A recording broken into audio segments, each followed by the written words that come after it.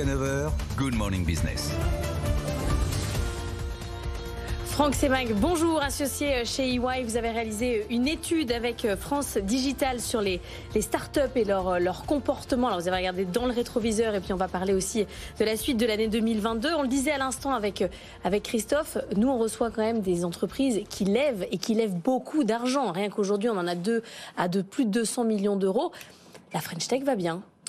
La French Tech va bien, vous l'avez dit tout à l'heure, sur le semestre, plus 63% de levée de fonds par rapport au semestre précédent. On a 8 milliards là sur un semestre. 8 milliards sur un semestre, alors... Après, voilà. Non, mais bon, il n'y a pas que les levées de fonds dans la vie. Il n'y a pas que les levées de fonds. Et puis, bon, ça s'est un peu ralenti quand même. Ouais. Donc, même si on est très heureux là d'avoir ces trois annonces.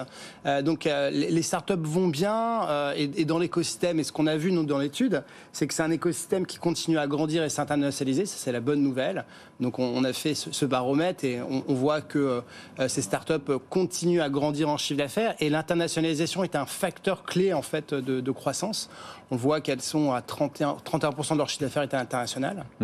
Donc voilà, tout ça est très positif sur cette première partie. Ce qui est intéressant aussi, c'est que vous les avez interrogés sur leurs perspectives de recrutement, de progression du chiffre d'affaires. Et là encore, c'est quand même... Dans l'environnement qu'on est en train de vivre, économique qu'on vit, c'est formidable de voir ces résultats. Hein. Alors, ce qu'on voit, c'est qu'on les a interrogés sur le passé, mais aussi sur les 6 prochains, sur l'année 2022. Donc, pour 90% d'entre elles, elles vont recruter en 2022. Donc, voilà, il n'y a pas de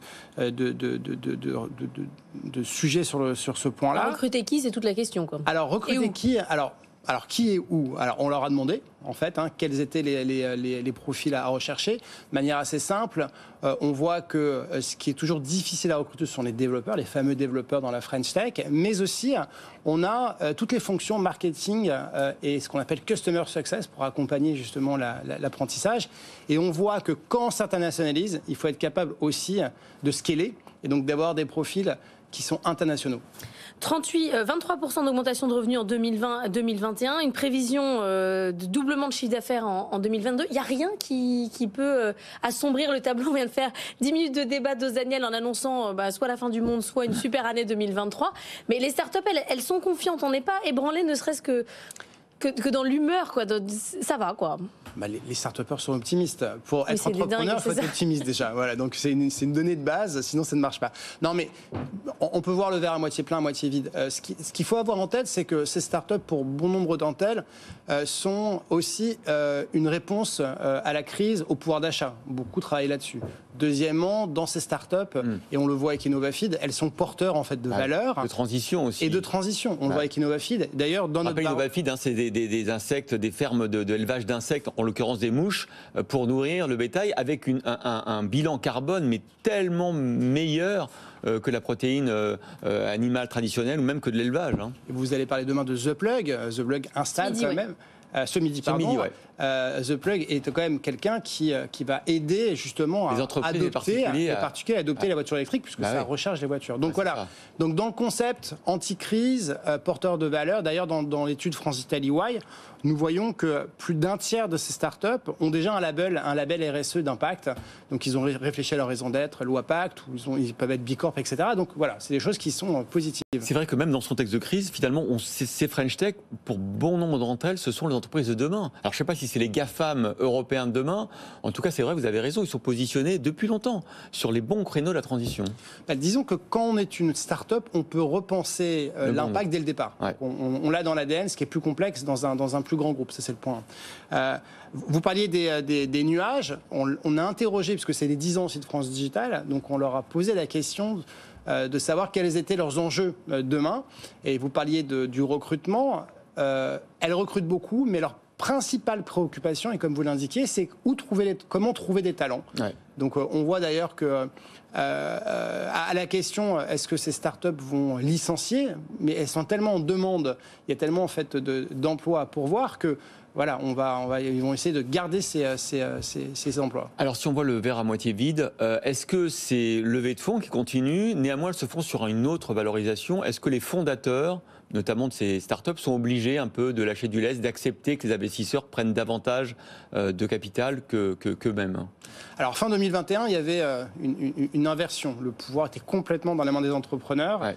Et donc, on avait une attractivité qui était tellement importante que le téléphone sonnait et les valorisations étaient très hautes.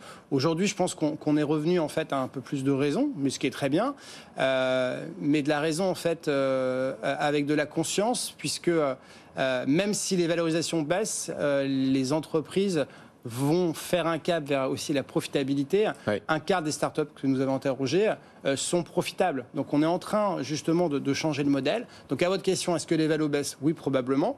Est-ce que ça a un impact ? Peut-être qu'on aura un peu moins de très grosses levées. Puisque quand les valos baissent, peut-être que certaines entreprises vont choisir de lever un petit peu moins pour être un petit peu moins diluées. Il y a un point noir qui revient chez beaucoup de startups dans votre étude, c'est la dépendance aux GAFAM et notamment sur la gestion des données. Il y a une prise de conscience là-dessus, ça remonte clairement dans l'étude. Ça remonte, même si, puisqu'on le suit d'année en année, on a une petite baisse de la dépendance aux GAFAM. Donc quand on parle des GAFAM, on parle principalement du cloud, donc point 1 et point 2 pour la publicité.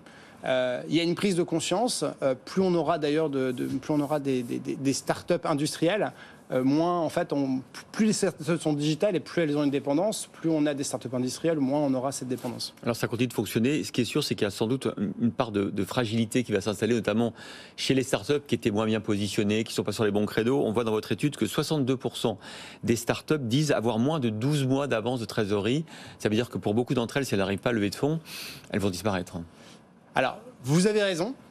Cependant, dans le monde des startups, avoir déjà 12 mois de cash, c'est déjà très bien. C'est pas mal. Mais là où je suis complètement d'accord avec vous, c'est que dans le modèle des startups, la levée de fonds est un chemin critique. Ouais. C'est le fuel de la croissance. Donc c'est vrai que pour certaines, si elles ne lèvent pas, elles ne vont pas y arriver. Mais comme on est sur des cohortes, à chaque fois qu'on a 1000 startups qui se créent, on n'en a que 4-5% qui vont arriver potentiellement à faire une série E, donc une série en fait en late stage, donc des gros montants. C'est comme les tortues avec les œufs et le nombre de tortues qui arrivent jusqu'à la mer avant d'être mangées. J'espère que c'est un peu plus parce que les tortues c'est dur. C'est très dur d'être une tortue avec ses œufs. J'espère que c'est moins dur dans le monde des startups. Merci beaucoup Franck Sebag d'être venu nous voir, associé chez EY.